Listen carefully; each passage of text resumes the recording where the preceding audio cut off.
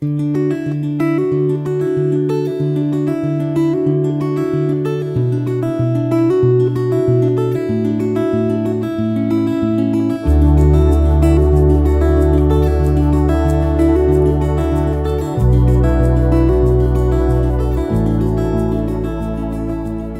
reading begins in Judges, chapter 6, starting in verse 1. The children of Israel did that which was evil in the Lord's sight, so the Lord delivered them into the hand of Midian 7 years. The hand of Midian prevailed against Israel, and because of Midian, the children of Israel made themselves the dens which are in the mountains, the caves and the strongholds. So it was, when Israel had sown, that the Midianites, the Amalekites, and the children of the east came up against them. They encamped against them and destroyed the increase of the earth, until you come to Gaza. They left no sustenance in Israel, and no sheep, ox, or donkey. For they came up with their livestock and their tents. They came in as locusts for multitude. Both they and their camels were without number, and they came into the land to destroy it. Israel was brought very low because of Midian, and the children of Israel cried to the Lord. When the children of Israel cried to the Lord because of Midian, the Lord sent a prophet to the children of Israel, and he said to them, The Lord, the God of Israel, says, I brought you up from Egypt, and brought you out of the house of bondage. I delivered you out of the hand of the Egyptians, and out of the hand of all who oppressed you, and drove them out from before you, and gave you their land. I said to you, I am the Lord your God. You shall not fear the gods of the Amorites, in whose land you dwell. But you have not listened to my voice. The Lord's angel came, and sat under the oak which was in Ophrah, that belonged to Joash the Abiezrite. His son Gideon was beating out wheat in the winepress to hide it from the Midianites. The Lord's angel appeared to him, and said to him, The Lord is with you, you mighty man of valor. Gideon said to him, O my Lord, if the Lord is with us, why then has all this happened to us? Where are all his wondrous works which our fathers told us of, saying, Didn't the Lord bring us up from Egypt? But now the Lord has cast us off, and delivered us into the hand of Midian. The Lord looked at him, and said, Go in this your might, and save Israel from the hand of Midian. Haven't I sent you? He said to him, O Lord, how shall I save Israel? Behold, my family is the poorest in Manasseh, and I am the least in my father's house. The Lord said to him, Surely I will be with you, and you shall strike the Midianites as one man. He said to him, If now I have found favor in your sight, then show me a sign that it is you who talk with me. Please don't go away until I come to you and bring out my present and lay it before you. He said, I will wait until you come back. Gideon went in and prepared a young goat and unleavened cakes of an ephah of meal. He put the meat in a basket, and he put the broth in a pot, and brought it out to him under the oak, and presented it. The angel of God said to him, Take the meat and the unleavened cakes, and lay them on this rock, and pour out the broth.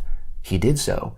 Then the Lord's angel stretched out the end of the staff that was in his hand, and touched the meat and the unleavened cakes, and fire went up out of the rock, and consumed the meat and the unleavened cakes.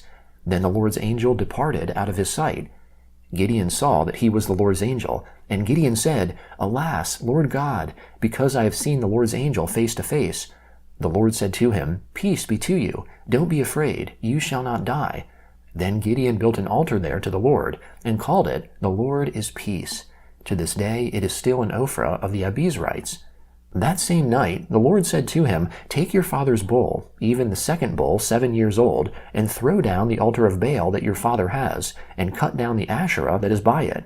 Then build an altar to the Lord your God on the top of this stronghold, in an orderly way, and take the second bull, and offer a burnt offering with the wood of the Asherah which you shall cut down. Then Gideon took 10 men of his servants, and did as the Lord had spoken to him. Because he feared his father's household and the men of the city, he could not do it by day, but he did it by night. When the men of the city arose early in the morning, behold, the altar of Baal was broken down, and the Asherah was cut down that was by it, and the second bull was offered on the altar that was built. They said to one another, Who has done this thing? When they inquired and asked, they said, Gideon the son of Joash has done this thing. Then the men of the city said to Joash, Bring out your son, that he may die, because he has broken down the altar of Baal, and because he has cut down the Asherah that was by it. Joash said to all who stood against him, Will you contend for Baal, or will you save him? He who will contend for him, let him be put to death by morning. If he is a god, let him contend for himself, because someone has broken down his altar. Therefore on that day he named him Jerubbaal, saying, Let Baal contend against him, because he has broken down his altar.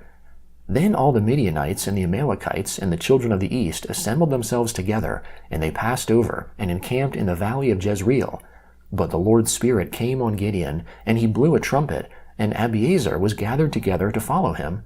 He sent messengers throughout all Manasseh, and they also were gathered together to follow him. He sent messengers to Asher, to Zebulun, and to Naphtali, and they came up to meet them. Gideon said to God, If you will save Israel by my hand, as you have spoken, behold, I will put a fleece of wool on the threshing floor.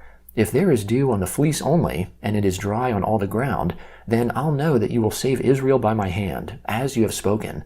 It was so, for he rose up early on the next day, and pressed the fleece together, and wrung the dew out of the fleece, a bowl full of water.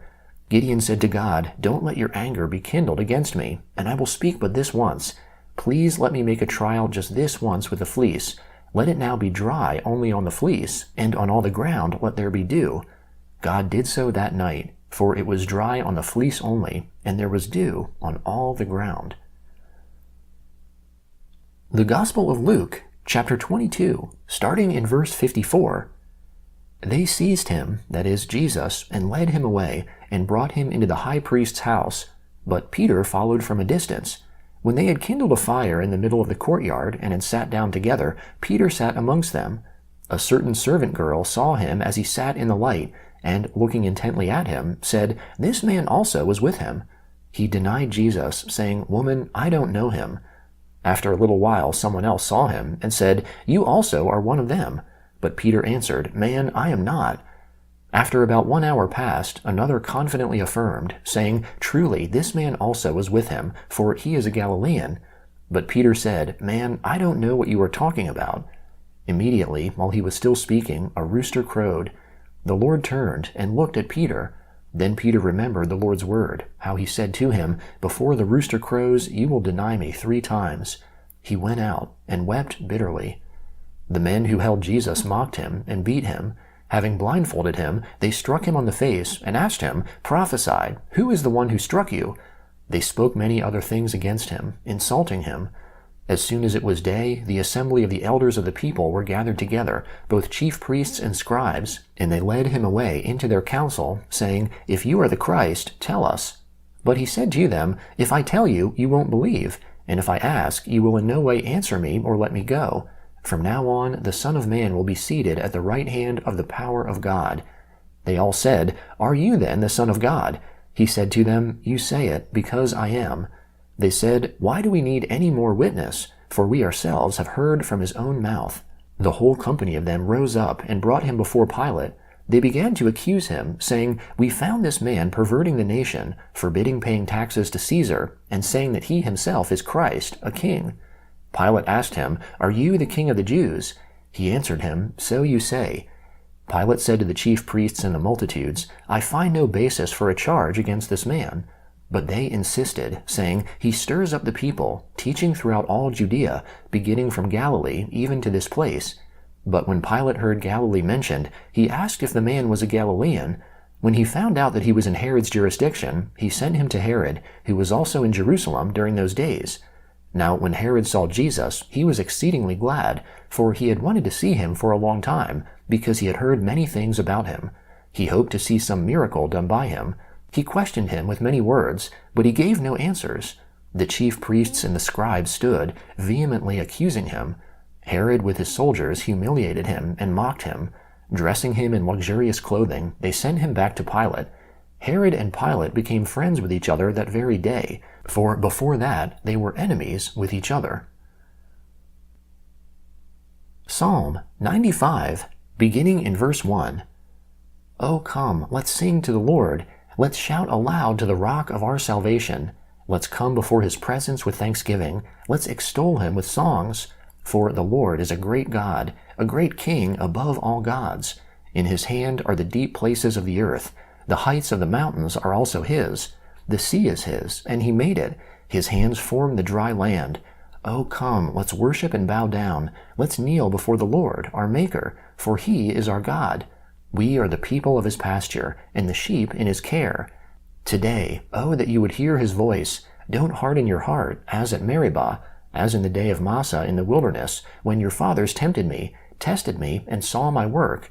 40 long years I was grieved with that generation, and said, They are a people who err in their heart. They have not known my ways. Therefore I swore in my wrath, they won't enter into my rest. Sing to the Lord a new song. Sing to the Lord, all the earth. Sing to the Lord. Bless his name. Proclaim his salvation from day to day. Declare his glory amongst the nations, his marvelous works amongst all the peoples. For the Lord is great, and greatly to be praised. He is to be feared above all gods. For all the gods of the peoples are idols, but the Lord made the heavens. Honor and majesty are before him. Strength and beauty are in his sanctuary. Ascribe to the Lord, you families of nations. Ascribe to the Lord glory and strength.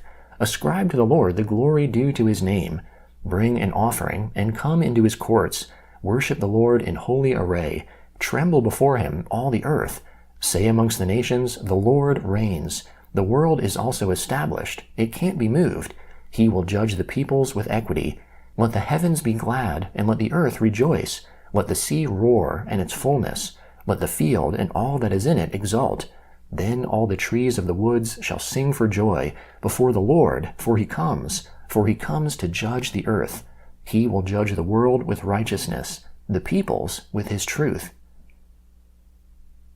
Proverbs chapter 14, starting in verse 5.